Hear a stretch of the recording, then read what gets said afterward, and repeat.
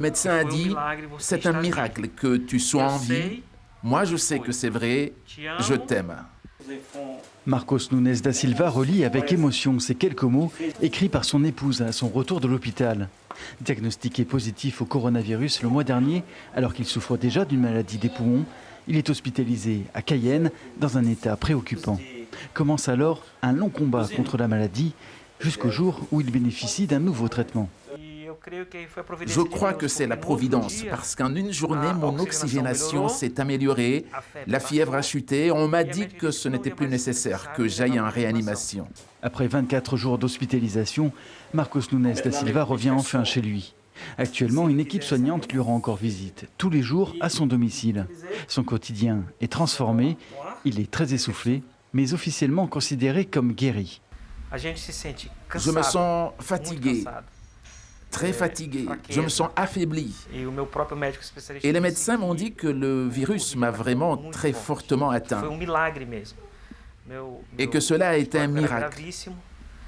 Pour récupérer, ça prendra encore un peu de temps. Je suis en phase de récupération. Ils ont déclaré, les médecins, à l'hôpital, que maintenant, je n'avais plus le virus. C'est terminé.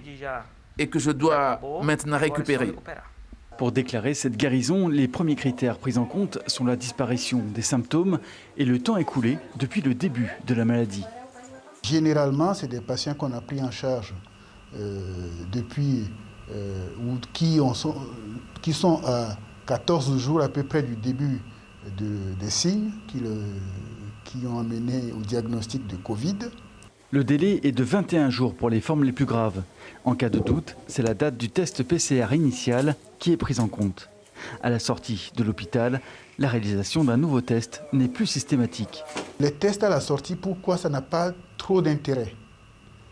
Parce que le test que nous faisons, c'est des PCR. Des PCR, c'est des particules du virus.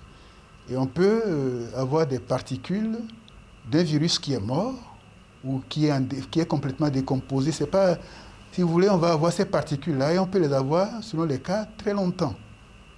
Donc se baser sur ça, c'est faux.